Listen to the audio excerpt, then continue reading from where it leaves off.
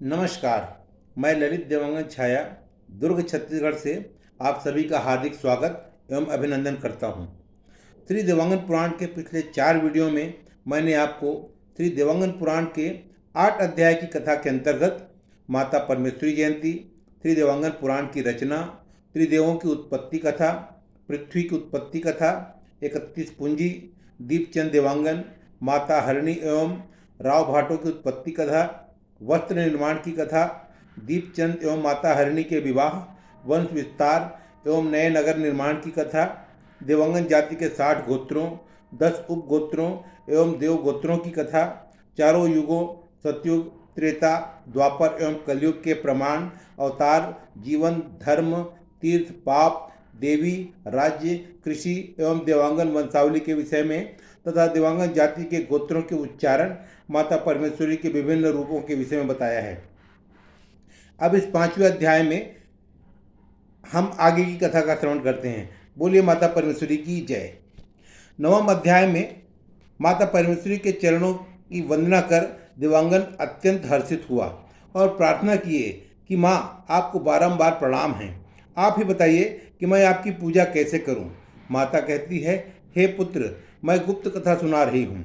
मेरा निवास मान सरोवर है। मैं वहाँ से इंद्रलोक चली गई, फिर इस पृथ्वी पर अवतरित हुई। मैं अर्धरात्रि को उत्पन्न हुई, इसलिए मुझे रात माई भी कहते हैं। रुद्राक्ष राजा के पुत्री के रूप में अल्हाई और मल्हाई भी मैं ही हूँ। मेरे क्षेत्रपाल अपने अपने क्षेत्र में रहते हैं। महाकाल के समान काली भी मैं ही हूँ।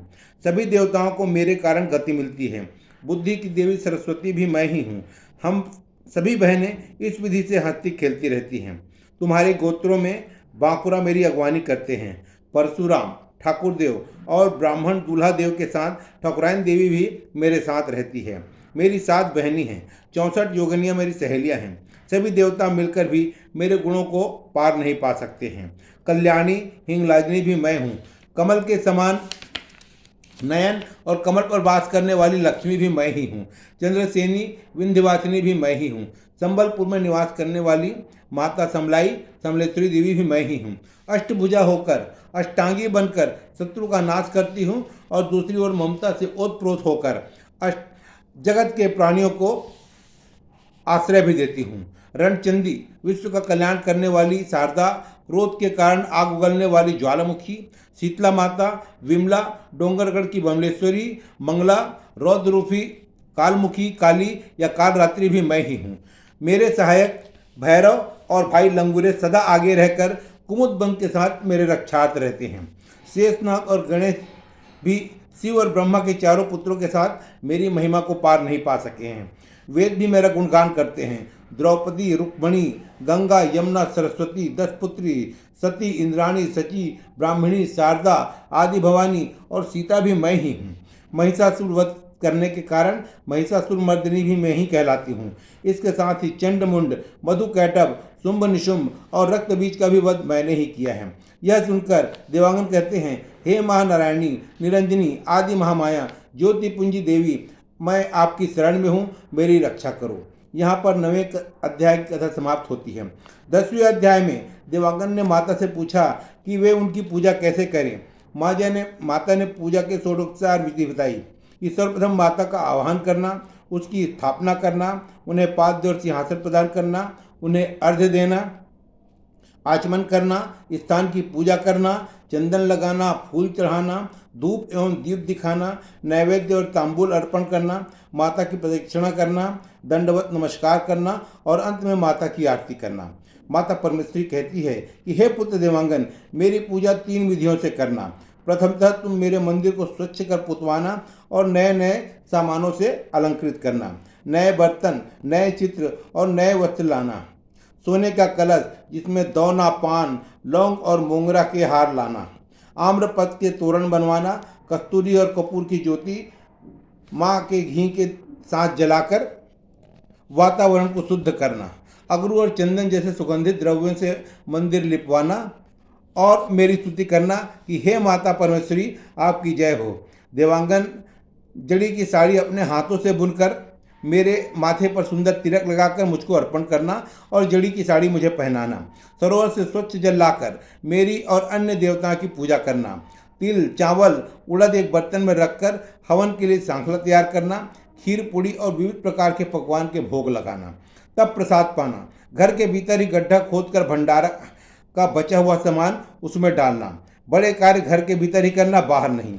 देवांगन कहते हैं कि हे माता, आपने विस्तार पूर्वक पूजन विधि से हमारा परिचय कराया है, पर हे माता, कलयुग में लोग दरिद्र होते हैं, फिर आपकी पूजा किस प्रकार करेंगे। माता ने मन में विचार किया कि वास्तव में कलयुग में लोग दरिद्र होते हैं, अतः उन्होंने स्वर्ण के स्थान पर चांदी के कलश रखने की सलाह दी। देवांगन पुनः बोले, हे माता, आपकी कृपा से हमारे पास कोई कमी नहीं है, पर आप प्रयोजन सहित पूजा के विधान को बतलाइए, जिससे धनी और निर्धन दोनों ही पूर्ण कर सकें, दुख दरिद्रता का विनाश हो।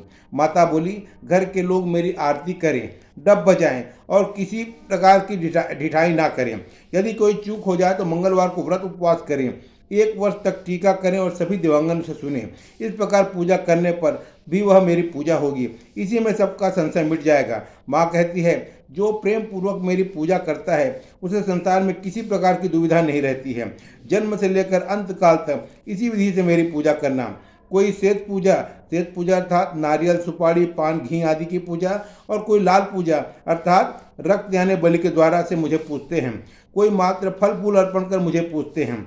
जब भी घर में ज्येष्ठ पुत्र उत्पन्न हो मेरी पूजा करना, मैं उसे आशीष दूंगी। मैं मूर्तिमान होकर उस घर में निवास करूंगी। देवांगन कोष्ठाकुल का यह पुराण है, इसे मन लगाकर सुनना चाहिए। जो मन में दुविधा करता है उसे धिक्कार है। अत्यंत प्रेम से जो इस पुराण को सुनता है और यथाशक्ति दान देता है उसे सद्गति मिलती है। वैसे तो पुराण 18 है, परंतु देवांगन जनों के लिए देवांगन पुराण ही वास्तविक पुराण है। इष्ट देवी माता परमेश्वरी को सभी देवांगन जन अवश्य माने।